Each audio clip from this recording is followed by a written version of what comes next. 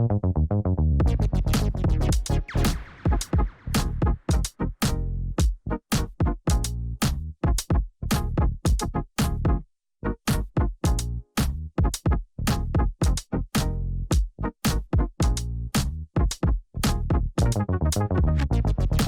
buenas tardes, bienvenidos nuevamente a nuestro espacio de los webinars, hoy lunes 19 horas, con un docente que ustedes ya lo conocen, al doctor José Alfi. Él es médico clínico, él es hipertensólogo, con un tema, a mi entender, muy interesante, de cómo tratar al hipertenso, a la persona hipertensa, con o sin dislipidemias, y si en realidad el tema de los lípidos puede influenciar o no mi manejo en sí, o si a veces empiezo por un lado, por hipertensión, o empiezo por la dislipidemia.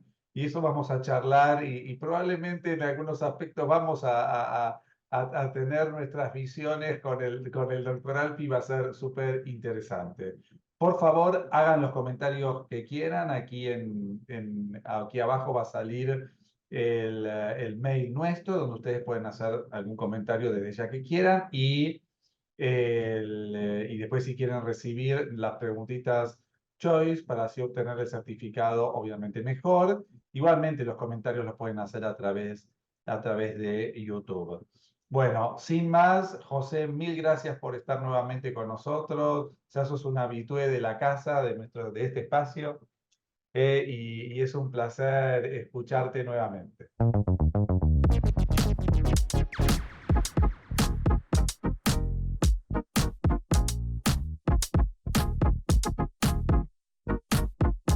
Bueno, muchas gracias, Marcelo.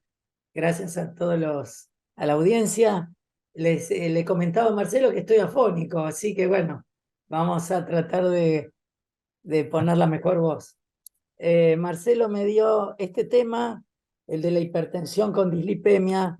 Vamos a tratar de, aunque no lo crean, hay muy poco material sobre este tema. A ver. Ahí está. ¿A quién se le indica una estatina según las guías de colesterol? O sea, uno en la práctica homologa lo que es la hipertensión con la hipercolesterolemia. O sea, en el hipertenso aumenta la presión y uno se la normaliza. En el caso del colesterol, más que por la cifra, el tema pasa por el riesgo para indicar una estatina. O sea, no es que si el colesterol está, el LDL, por ejemplo, está en 150, eso ya es una indicación de medicar, o 160, sino es el contexto global del riesgo. Entonces, a los que sí se le indica sí o sí una estatina, bueno, como ustedes ya saben, prevención secundaria, el que ya tuvo un evento cardiovascular, o el que tiene un aumento del LDL exagerado, más de 190, en los diabéticos también, en la enfermedad renal crónica también, y si no tiene ninguna de estas cuatro situaciones, o sea, para prevención primaria, en un no diabético, en un no renal, o que no tiene aumento exagerado del colesterol, se usa el cálculo del riesgo de enfermedad cardiovascular a 10 años, que hay varias calculadoras de riesgo. En general, a partir de 7,5% a 10 años de riesgo de enfermedad cardiovascular, en una persona que no tuvo eventos, se indica estatina. Vamos a tocar un tema interesante. Solamente una palabra. ¿Qué calculador de riesgo usás vos más preferentemente? O si no podés decir, porque hay varios, ¿viste? Entonces, ¿cuál es el que a vos globalmente en medio minuto nomás? Sí, ahí te muestro. Por ejemplo, este es el del American College of Cardiology, Ah, ok. que aparece así, uno puede tener la app en el celular. O sea, esto se aplica en el paciente que no es ni prevención secundaria, ni diabético, ni renal. El tipo que estamos dudando si lo medico o no lo medico, pero en lugar de medir el colesterol, de ir y mirar el análisis para decidir, uno ve globalmente los factores de riesgo que tienen cada uno un puntaje, Ok. empezando por la edad, el sexo masculino o femenino, la raza, y luego la presión arterial sistólica, diastólica, el colesterol total, el colesterol HDL, el LDL, si es diabético o no diabético, si es fumador o ex fumador o nunca fumó, si está en tratamiento antihipertensivo, si está en tratamiento con estatinas, si está en tratamiento con aspirina. En esta calculadora te pide esas cosas. Y bueno, y Sí, te qué tira el interesante. riesgo. Sí, qué interesante la edad, porque acá te ponen hasta 79, Framingham era 74, no sé si se habrá modificado últimamente, pero siempre limitante edad. Hoy tuve a la mañana 10 pacientes, promedio 91 años, así que para que te des una idea, ¿no? Entonces, ¿cómo? Como que ellos, el argumento es que no hay suficiente evidencia. Como Claro. que estas calculadoras de riesgo están probadas en, en esas edades. Después no hay, no se sabe, no está armada una calculadora de riesgo para ancianos. Aunque hay alguna que, por ejemplo, el SCORE, que es el de los europeos, se llama SCORE. Hay unos SCORE para ancianos. Bueno, ya Eh, lo voy a buscar, lo voy a buscar. sí. Eh, bueno, las guías americanas dice que hay 4 grupos que se benefician. El que dijimos recién, prevención secundaria, que tiene enfermedad cardiovascular clínica, coronaria, periférica, ACV, o en prevención primaria. Como dijimos, colesterol LDL más de 190, diabetes con menos de 190 de LDL, pero con diabetes, digamos. Y luego los que no tienen enfermedad cardiovascular ni tienen diabetes, que tienen entre 40 y 75 años de nuevo, con un LDL entre 70 y 189, pero con un riesgo calculado mayor a 7,5% a 10 años. Fíjate que el colesterol, como que es secundario el valor del colesterol, porque va entre LDL entre 70 y 190, digamos. En el medio podés tener 180 de LDL y tenés que calcular el riesgo para indicar. Según ellos, no se medica con estatina automáticamente. A mí personalmente me parece exagerado, porque la enfermedad cardiovascular eh, depende no solo del valor individual del aumento de cada factor de riesgo, sino del tiempo de exposición.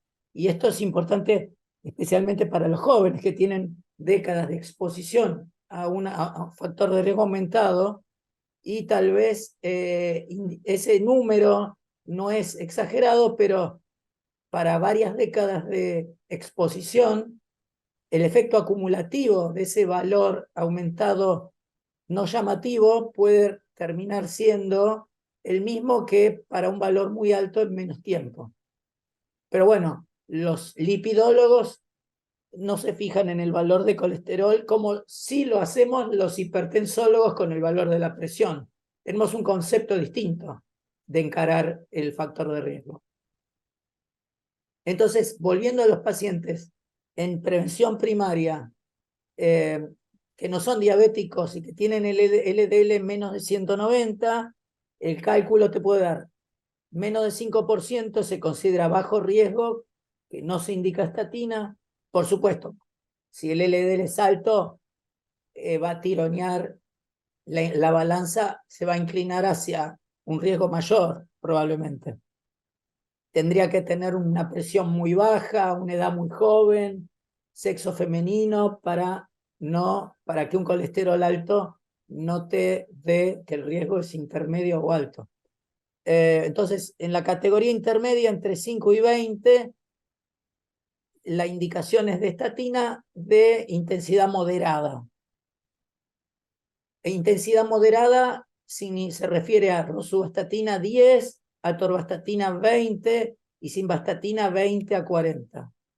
Y en los que te dio en la calculadora un riesgo mayor al 20%, la indicación es de usar estatinas de alta intensidad, y eso significa rosuvastatina 20 a 40 o atorvastatina 40 a 80. Haciendo una salvedad, ya que son pacientes, hoy que estamos hablando de hipertensos, que la simvastatina no se lleva muy bien con los bloqueantes cálcicos. Si el paciente está tratado con amlodipina, no habría que dar más de 20 miligramos de simvastatina, y si está tratado con diltiazem o verapamilo, no habría que dar más de 10 de simvastatina. En cambio, para la atorvastatina y tampoco para la rosuvastatina hay una aclaración respecto a los antihipertensivos. De nuevo, entonces, esto es lo mismo, pero se agrega este cuadro anaranjado, que es una tabla de aumentadores de riesgo, que no son los factores de riesgo mayores, como la hipertensión o el colesterol, la diabetes, sino que son aumentadores de riesgo, que si están, el riesgo aumenta, ese riesgo que calculaste es mayor, y tal vez te permite decidirte de tratarlo o no tratar, como por ejemplo historia familiar de enfermedad cardiovascular prematura, o que el colesterol LDL esté persistentemente por encima de 160, enfermedad renal crónica, síndrome metabólico, es un aumentador de riesgo, o sea, lo que sería triglicéridos altos, HDL baja, obesidad, condiciones específicas de la mujer, como por ejemplo haber tenido preeclampsia o haber tenido menopausia prematura, enfermedades inflamatorias como artritis reumatoidea, psoriasis o HIV, algunas etnias como el sudeste asiático, y luego hipertrigliceridemia, más de 175, que se repite con el síndrome metabólico que está más arriba, una proteína C reactiva aumentada, una LPA aumentada más de 50, una ApoB más de 130, porque puede no haber un paralelismo lineal entre ApoB y LDL. Y el índice tobillo-brazo, que es una división de la presión medida en el tobillo versus la medida en el brazo, y si da que en el tobillo es menos de 0,9 en relación al brazo, cosa que es anómala porque en la pierna tiene que haber más presión que en el brazo, eso indica que tiene una obstrucción arterial, que tiene enfermedad vascular periférica. Esa prueba la hacemos en hipertensión. Es O muy, sea, es muy son elementos interesante. clínicos que se suman al cálculo, que no están en la fórmula del cálculo de riesgo. Es muy Ahora, ¿qué interesante porque, factores? ¿me escuchás, Ah, José? sí, Sí, es muy interesante lo que vos decís, pero a ver, eso es una costumbre, ¿eh? En la atención primaria en general, de dar estatinas de dosis, ponerle promedio 10 miligramos, uno ve qué pasa con la actividad física, con la dieta, insiste en eso, para después aumentar la dosis. A ver, y el hecho de darle quizás más dosis, o sea, de ir escalonadamente, ¿no? O sea, vos le pediste quizás al mes y pico, le pediste unos nuevos análisis y ahí vas viendo. Pero en general las guías, como vos comentás, principalmente cuando tenía más riesgo, directamente darle promedio 20 miligramos. O sea, es, sí. ese mes o ese impacto, o sea, ¿qué justificación desde el punto de vista farmacológico? Es decir, bueno, a este le doy más porque quiero tenerlo cuanto antes más, o tiene un impacto también el hecho de que yo de 20 miligramos y no de 10, ¿viste? Porque siempre con esa tendencia en los pacientes es de tomar la mínima dosis posible, según el valor del LDL, por ejemplo. Claro, bueno, acá, por ejemplo, el valor del LDL es un parámetro adicional, pero el cálculo de riesgo te puede dar la sorpresa de que el riesgo, si es más de 20%, deberías bajar el LDL a más de la mitad, que dice, ves acá en el cuadrito de la derecha, en el de la, que dice más de 20%, alto riesgo, iniciar con estatina en una dosis alta para bajar el LDL a más de la mitad. O sea que si tiene 150 hay que bajárselo a 75. Y ya se sabe la respuesta. No, no, como que no hace falta ir probando la respuesta. Ya se sabe que con la dosis intensiva va a bajar a más de 50% y con una dosis moderada va a bajar entre 30 y 50%. El tema que si es de alto riesgo, el tiempo cuenta. O sea, me refiero a que el tiempo, no en un paciente individual, pero en una estadística de miles de pacientes, si uno tiene una estrategia escalonada en un paciente de alto riesgo, lo expone a sufrir un evento cardiovascular y se ve en los estudios que en las estrategias escalonadas hay más eventos hasta alcanzar la meta que cuando la estrategia es más tipo la libertad avanza, sin tipo de estrategia Milei, sin gradualismo, sin gradualismo. Ok. Para el alto riesgo, el gradualismo, salvo que hagas todo en breves intervalos, pero es como que los experimentos ya están hechos, salvo que el riesgo cardiovascular esté inflado por la edad, pero de nuevo tienen que ser pacientes de menos de 75 años o de 79 años, porque si no, a todos los viejos les va a dar un cálculo de riesgo exagerado. Por eso excluyen a los viejos del cálculo, de esa calculadora, porque solamente con la edad ya te descompagina todo el cálculo y todos serían de alto riesgo. También podés usar una dosis de estatina menor combinada con ezetimibe y vas a llegar al mismo, vas a tener el mismo efecto.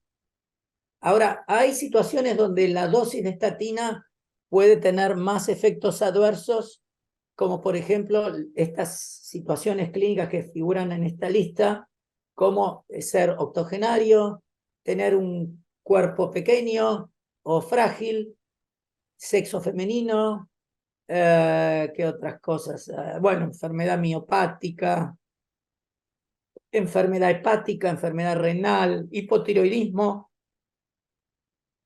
mm, en posoperatorios, paciente que consume alcohol y después interacciones medicamentosas, como les conté, con la simvastatina y el verapamilo o la miodarona, bueno, el genfibrosil, que no está contraindicado para combinar con estatina, medicamentos antifúngicos, que muchas veces el paciente está en tratamiento por micosis de la uña y no nos acordamos que está tomando un antimicótico que puede tener mucha interacción con la estatina, ciclosporina, antibióticos macrólidos. También habría que bajar la dosis de la estatina durante el tratamiento antibiótico o inhibidores de las proteasas. Por ejemplo, la amiodarona es muy común que los pacientes estén antipsicóticos. Son todas situaciones o interacciones que pueden potenciar el riesgo de rhabdomiolisis y que ahí sí una dosis alta puede ser mal tolerada o ser peor el remedio que la enfermedad. Y en general, tu sugerencia que es bajar la dosis de la estatina a la mitad. Sí, sí, en un octogenario, paciente frágil o que tiene un cuerpo chico, bajo peso, sí, sí, si es mujer, con más razón. especialmente hablando de ancianos, ahí sí puede ser más cauteloso. Claro, porque ya hablamos, solamente mayor de 80 años tendrías que ser más cauteloso. Tal O cual, sea, sí. viene mi comentario inicial de decir, bueno, a ver, ¿cómo hacemos si tomamos en realidad el parámetro del cálculo en sí o el valor de LDL para intentar bajar? Eh, Porque siempre está cuando dicen, bueno, sí, sí, yo ahora voy a hacer dieta y voy a salir a caminar, como te dicen. Y en general, corregime vos, pero uno pensaba que más o menos el valor se puede modificar quizás con la dieta y con la actividad física no más de un 20%. ¿Viste? O sea, Sí, que medicación va a necesitar, obviamente, sí, pero puede ayudar a algo. sí, pero no eternizar eh, la espera del efecto del tratamiento no farmacológico, Obvio, o sea, no perpetuarlo, porque en obvio. general lo que responde más es al tratamiento de estilo de vida son los triglicéridos más que el LDL. Ok. Por supuesto, hace bien hacer ejercicio, aunque no te baje el LDL. Te baja el riesgo cardiovascular, pero no necesariamente el LDL. Ahora viene el tema de la hipertensión y el concepto de que la combinación de dos factores de riesgo no se suman, sino que el efecto de riesgo cardiovascular se multiplica. Por ejemplo, en estos datos que son antiguos, ya se veía que la combinación en un eje de la presión sistólica y del colesterol total, el riesgo del aumento individual de cada factor de riesgo se amplifica cuando se combina con aumento del otro factor de riesgo, en este caso la hipertensión. Fíjense que para una presión sistólica mayor a 142, tener aumento creciente del colesterol tiene un efecto explosivo en el riesgo cardiovascular. Por ejemplo, 260 de colesterol total con 150 de presión arterial, es como un cálculo de riesgo primitivo. En esa época no había calculadoras de riesgo. Surgen justamente de estas evidencias las calculadoras de riesgo. Visualmente es claro el efecto potenciador de la combinación de dos factores de riesgo, pero la calculadora te da un número. O a la derecha, estos son datos de Framingham, que a valores crecientes de colesterol total van haciendo una pendiente más empinada según el nivel de presión arterial. O sea que la verdad que tener la presión baja atenúa, en otras palabras, el efecto de la hipercolesterolemia. Y el efecto de los triglicéridos y el colesterol HDL, que es el cociente triglicérido HDL, cuanto más alto es, porque es más alto el triglicérido y o más bajo el HDL, potencia, exagera el riesgo atribuible a la hipertensión. Por ejemplo, los normotensos a la izquierda y los hipertensos a la derecha, cuando se asocian a aumentos crecientes del cociente triglicérido HDL, van aumentando de manera escalonada el riesgo cardiovascular. En los hipertensos más.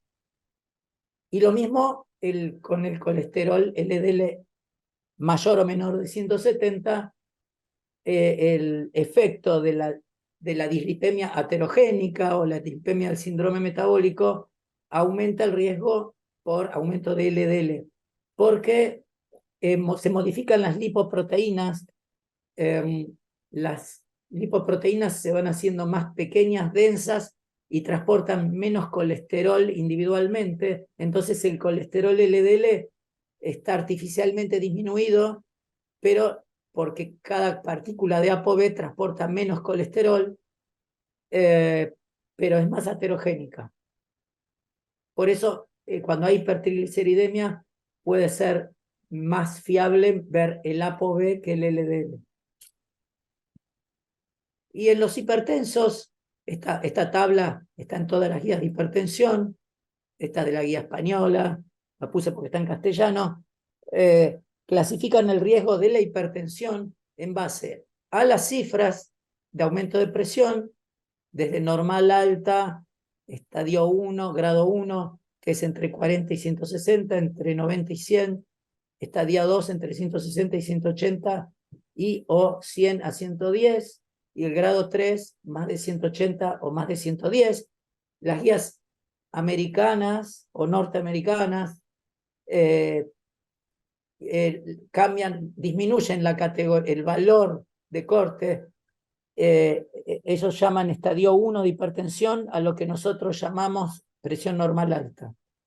Y le dicen hipertensión estadio 2 a lo que nosotros llamamos grado 1. Bueno, en función, un mismo valor de aumento de presión, en función de los factores de riesgo asociados, o el daño de órgano blanco asociado, o la presencia de enfermedad cardiovascular ya establecida, aumenta el riesgo de manera muy acentuada para un mismo nivel de presión arterial. Por ejemplo, para el aumento de presión en categoría normal alta, entre 130 y 140, o entre 85 y 90, entre paréntesis, esta categoría de presión, si uno le hace presurometría, 1 de cada 3 son hipertensos ambulatorios. O sea que es una categoría de presión donde hay que sospechar de que puede ser un hipertenso, especialmente si es una persona joven que tiene actividad laboral, actividad física, y ese número sentadito en el consultorio es la presión más baja que tiene en el día. Si no tiene acompañando ningún otro factor de riesgo más que el aumento de presión, el riesgo es bajo. Si tiene 1 o 2 factores, sigue siendo bajo, pero cuando ya tiene 3 factores, estoy hablando para la presión normal alta, ya tiene un riesgo bajo a moderado. Y bueno, si tiene enfermedad renal crónica, estadio 3, que sería para un filtrado entre 60 y 45, o para diabetes sin daño de órgano, sin microangiopatía, o con hipertrofia ventricular izquierda. LOD quiere decir lesión de órgano diana, que es órgano blanco para nosotros. En ese caso, el riesgo moderado. Estoy hablando de una persona que no llega a la categoría de hipertensión, sino presión normal alta.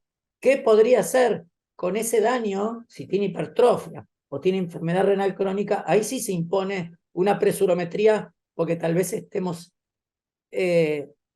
tratando a un hipertenso oculto, que no lo estamos medicando, pero que por el daño de órgano nos está indirectamente sugiriendo que puede estar hipertenso. Tal vez de noche o de día y de noche, entonces se impone la presurometría. Si está medicado, también se impone la presurometría para ver si está bien medicado, porque si no, el daño renal o el daño cardíaco o la microangiopatía diabética va a aumentar si la presión sigue alta, aunque parezca que no lo está. Y luego la categoría más alta, que es el riesgo muy alto, cuando hay enfermedad cardiovascular sintomática, son pacientes con insuficiencia cardíaca o enfermedad renal avanzada, ya terminal, prediálisis, o un diabético con microangiopatía, con proteinuria. Bueno, esos todos son de riesgo muy alto. No hay un entrecruzamiento entre esta medición del riesgo que hacen los hipertensólogos con la indicación de indicar estatina, aunque es de sentido común que los que están en rojo necesiten estatina, porque la estatina sirve para 2 cosas: para bajar el colesterol, LDL, pero también para bajar el riesgo cardiovascular en un hipertenso, aunque no le movamos la presión arterial. O sea, uno puede, sin bajar la presión arterial, disminuir el riesgo cardiovascular dando una estatina, como vamos a ver en un ratito. Estos son los factores de riesgo que en un hipertenso le aumentan la categoría de riesgo. Ser varón, tener una edad mayor de 55 si es varón o más de 65 si es mujer. Acá están los pacientes de Marcelo. Haber sido fumador o ser fumador. Bueno, el colesterol aumentado o el HDL disminuido, el ácido úrico, la diabetes, el exceso de peso, la obesidad, tener historia de enfermedad cardiovascular prematura en un familiar, en un padre o un hermano, o, esto es interesante, antecedente familiar de hipertensión de inicio precoz. O sea, el antecedente familiar de hipertensión tiene dos categorías. Una, si el antecedente familiar es un familiar viejo o si es un familiar que empezó la hipertensión de joven. Eso, a la pregunta de si tiene familiares con hipertensión, y si contesta que sí, la segunda pregunta es ¿desde qué edad son hipertensos? Porque es otra categoría de riesgo, tanto para esa persona como para el paciente nuestro, para el familiar, para el hijo o el hermano de esos pacientes, que el familiar haya tenido hipertensión desde la juventud, ya le confiere un riesgo más alto al propio paciente que estamos atendiendo. Lo mismo que tener menopausia precoz, también haber tenido preeclampsia, que acá no la veo, sedentarismo, etcétera, o tener taquicardia. Ahora vamos, después de la pregunta que tal vez me haga Marcelo, o no, vamos a hablar ahora, Sí, sí, seguí, dale. vamos a hablar de estatinas en hipertensión. A la izquierda está la recomendación del tratamiento escalonado de la hipertensión arterial. Escalón 1, escalón 2, escalón 3, de las guías más modernas, que recomiendan empezar directamente con una combinación en la mayoría de los pacientes, excepto, que está en chiquitito al lado, que el aumento de presión sea menor a 150/95. O que se trate de una persona con presión normal alta, pero con muy alto riesgo. Por ejemplo, los que vimos hace un rato, que podría tener 137/88 en un renal crónico avanzado, o insuficiente cardíaco, o diabetes con microangiopatía diabética, proteinuria. Entonces, ahí, si la presión está poco aumentada o muy poco aumentada como el normal alto, empezamos con una droga y no con dos. Y finalmente empezamos con una droga en aquellos que tienen edad avanzada o son frágiles. Eso no significa que vamos a quedarnos viviendo con una droga, sino que lo vamos a citar relativamente pronto para verificar que no necesite subir a dos drogas. Entonces, la combinación de dos drogas recomendada sería un bloqueante de la angiotensina con bloqueante cálcico o con diurético tiazídico. Hasta el 60% se controlan los hipertensos, las 2/3 partes de los hipertensos se controlan con dos drogas. A veces es necesario subir la dosis a la dosis completa. Nos queda un 30%, un 40% sin controlar usando dos drogas. El siguiente paso sería usar tres drogas y con eso vamos a controlar al 90% y nos va a quedar un 10 a 5% que son los hipertensos resistentes, donde hay un montón de aldosteronismo primario, que hoy en día cada vez se está reconociendo que son muy frecuentes y A ver, que no se van a dos, controlar hasta no darle espironolactona u otro antialdosterónico. sí, sí, dos pequeños comentarios. Sí, Uno, a modo personal, lo digo. A veces el diurético en las personas no sobrecargadas de volumen, no insuficiencia cardíaca y todas estas cuestiones, yo personalmente en los adultos mayores, 80 para arriba, 85 para arriba, soy súper cauteloso ¿viste? Porque en general la potencialidad de efectos adversos diversos, de problemas con el ionorama o insuficiencia renal, bueno, son más frecuentes que en la gente más joven.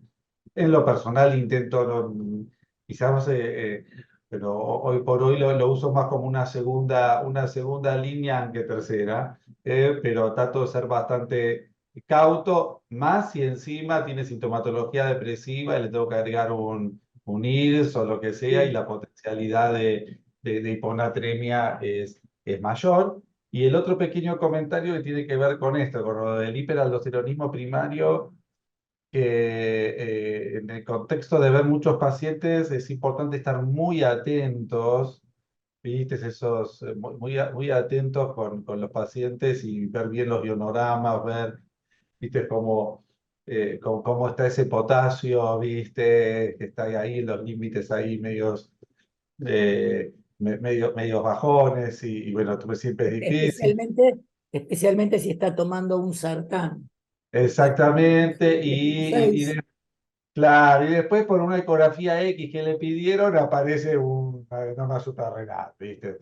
Entonces estar muy atentos a eso, que me parece que es relativamente frecuente en el contexto del que tiene muchas horas de consultorio, lo vas a ver eso, Sí, ¿viste? sí, son muy ¿Viste? frecuentes los aldosteronismos primarios, pero bueno, el más o menos en hipertensos en general puede ser entre 5 y 10%, y en Bueno, hipertensos, pero es bastante, es mucho, a ver, lo vas a ver. A lo que yo quiero decir es que uno lo va a tener en el consultorio y tenés que estar atento, porque no entra rápidamente todo es hipertensión primaria.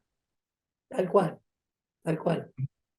Ahora, en defensa de los diuréticos en los ancianos, recordemos que el primer estudio que demostró beneficio de bajar la presión en ancianos con hipertensión sistólica aislada, que fue el estudio SHEP, se hizo con clortalidona. Con clortalidona, sí, pero ahora es difícil de conseguir, pero bueno, yo personalmente soy cauto. O sea, No, yo no está quiero, bien. yo soy cauto en ese paciente no sobrecargado de volumen. Trato de ser bastante El, cauto en eso para el otro transportarlo más. mensaje que muchas veces se malinterpreta cuál es lo que se busca con el diurético, en realidad el razonamiento es el siguiente.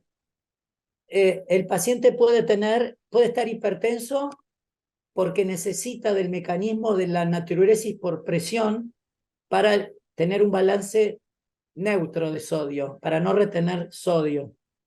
O sea, que hay individuos que lo normal es cuando uno come con sal, eliminar el exceso de sal sin recurrir a aumentar la presión. Pero hay riñones que si no les aumentas la presión, no excretan el sodio. Y entonces la presión arterial alta que no disminuye puede estar diciéndote que está en juego ese mecanismo de natriuresis dependiente de aumento de presión. Y cuando uno da diurético a ese paciente, no busca ponerlo en balance negativo, contraerlo de volumen, sino mantenerle el mismo volumen, simplemente abriendo la compuerta del riñón para que no necesite recurrir a la hipertensión para excretar el mismo sodio que antes. O sea, uno en realidad en la hipertensión no busca que excrete más sodio, sino que excrete el mismo sodio, pero sin la necesidad de que tenga la presión alta. Ok, O sea, revertir la sensibilidad a la sal, ok. que significa, sensibilidad a la sal significa que te sube la presión cada vez que comes con sal. Con el diurético dejas de ser sensible a la sal. Bueno, Ahora, cosa que eh, es frecuente en los viejos. sí, con la edad aumenta la sensibilidad a la sal. Eso, Por bueno. eso muchas veces no podemos prescindir del diurético en los viejos, pero como te repito, la idea no es contraerlo de volumen, en ese caso estaríamos pasándonos de dosis, sino la meta es que tenga el mismo volumen, pero sin que necesite de la presión alta.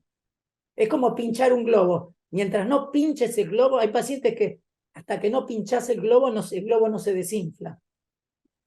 El globo es la Ok. presión alta. Bueno, clásicamente se usa este gráfico para mostrar las diferentes clases de antihipertensivos y cómo se pueden combinar.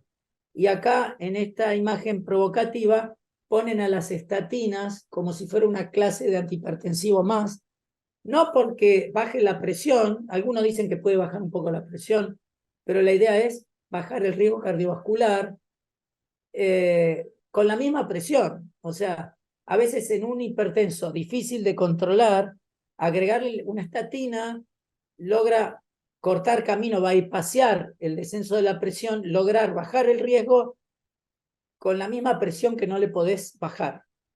Porque la meta, además de bajar la presión, es para bajar el riesgo cardiovascular. Y en esos casos, agregar la estatina puede desinflar el riesgo cardiovascular sin necesariamente haber bajado la presión.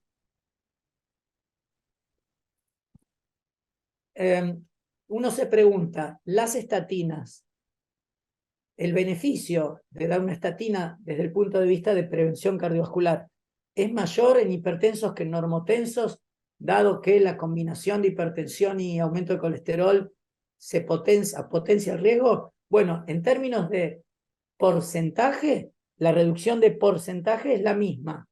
Lo que aumenta es la reducción del riesgo absoluto, o sea, que el número de eventos, porque cuanto más alto el riesgo absoluto, tenés más número de eventos, aunque la reducción en porcentaje sea la misma. Por ejemplo, si bajaste un 25% el riesgo, ese 25% de menos eventos en hipertensos son más eventos que en un normotenso, en número. Lo mismo que en viejos. Un 25% menos de eventos en viejos son mucho más eventos que en jóvenes que casi no tienen eventos. Ahora, ¿qué pasa con la combinación pacientes tratados? Estos son metaanálisis. A la izquierda son estudios en pacientes hipertensos tratados con fármacos antihipertensivos con o sin estatina. Y fíjense que la reducción del riesgo es la misma.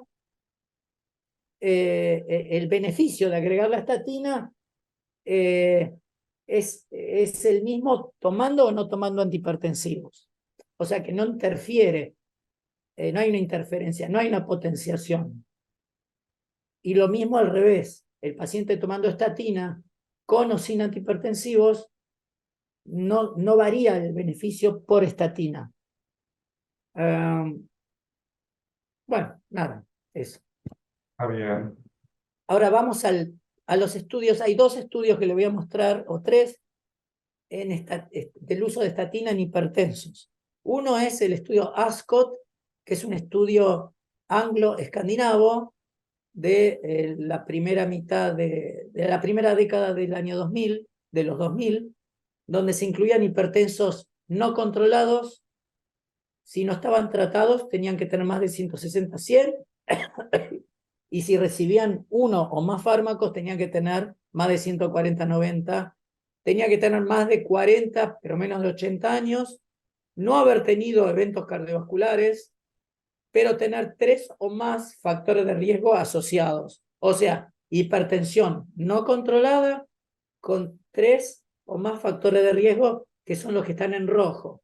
Sexo masculino, edad más de 55, o historia de tabaco, o hipertrofia en el electrocardiograma, que es bastante más que en el eco, es más pesado. De nuevo, un hermano o padre con enfermedad coronaria prematura, o tener microalbuminuria, o proteinuria, o diabetes tipo 2, o enfermedad vascular periférica, o haber tenido una ACV.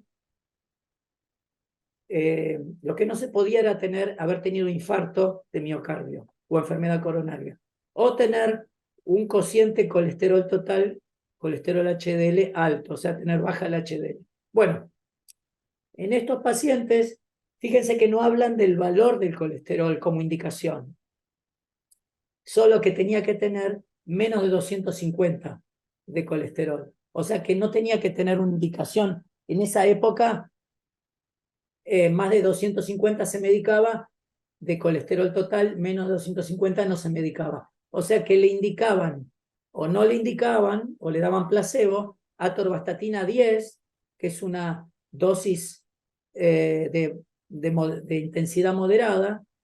Hay hipertensos que en esa época no tenían indicación de estatina.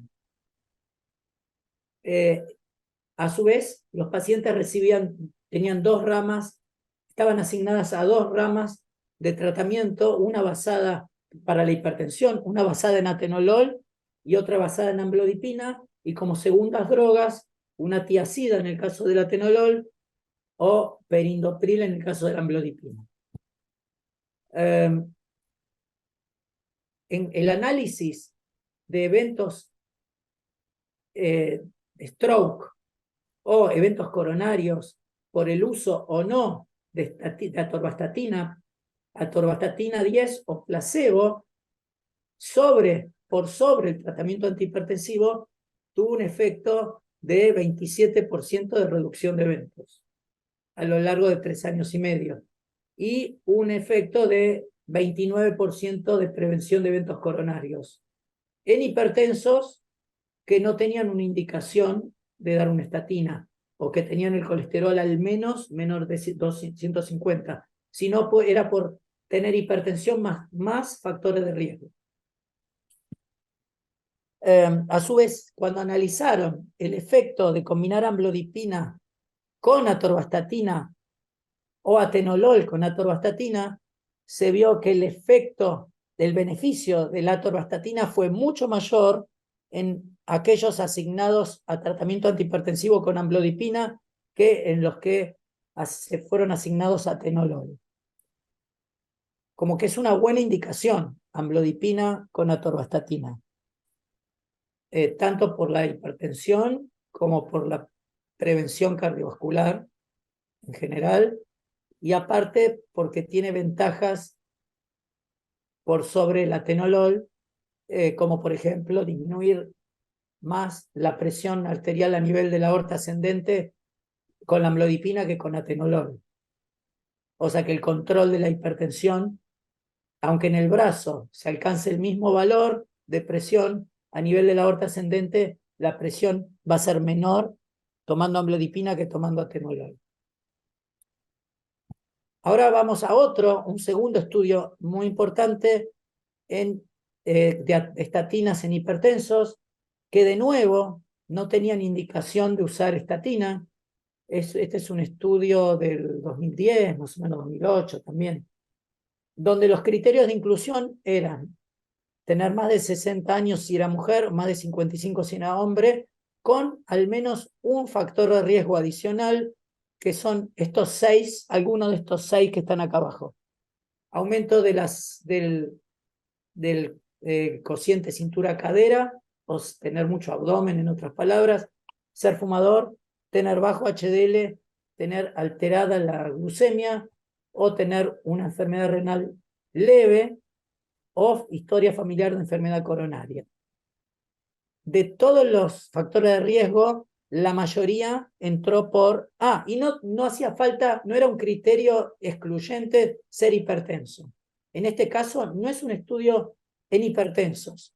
Aunque un tercio era hipertenso, 2/3 no eran hipertensos, inclusive hay un tercio de normotensos.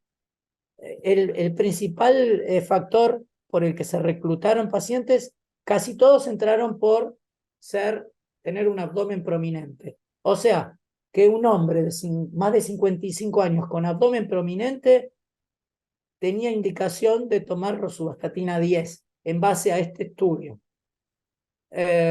Luego tenían en menos proporción, entraron por hipertensión, por HDL bajo y luego por las otras alteraciones. El 38% eran hipertensos, el promedio de colesterol LDL 128. O sea que podría tranquilamente pasar de largo sin una indicación, sin indicar la estatina. La idea de este estudio, como van a ver ahora, es un estudio que le daban dos combinaciones fijas que no se escalonaban. No se escalonaba la dosis de estatina ni de antihipertensivo, porque también le daban un antihipertensivo que ahora van a ver ahora, sino que se daba esta medicación, el antihipertensivo, la estatina, la combinación o placebo, placebo. Y con pocas visitas, está pensado, es una estrategia poblacional basada en el riesgo cardiovascular y no en el valor individual del colesterol o de la presión, que no tiene metas terapéuticas, sino que se da como si fuera una vacuna. A vos te dan la rosuvastatina como una vacuna para bajar el riesgo cardiovascular sin una meta de colesterol que te tiene que bajar, que no requiere seguimiento clínico intensivo. Todo el estudio solo hubo 3 visitas, ni análisis de laboratorio, ni titulación de dosis. Está como es un modelo para tratamiento de poblaciones, sin grandes mediciones ni seguimiento. Bueno, los pacientes que recibieron el antihipertensivo, que fue una combinación, candesartán 16 más hidroclorotiazida 12,5, hubieron 2 grupos, el amarillo y el verde, con o sin rosuvastatina, esto es lo que les bajó la presión. En cambio, en el grupo que no recibió candesartán hidroclorotiazida, una rama recibió rosuvastatina y la otra no recibió nada, ni antihipertensivo ni rosuvastatina. En cambio, en cuanto al LDL, las ramas que recibieron rosuvastatina bajaron aproximadamente de 135 a 85, con o sin antihipertensivo.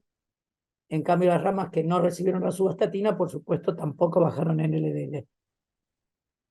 Pero a lo que voy, lo más importante es el efecto sobre la prevención cardiovascular.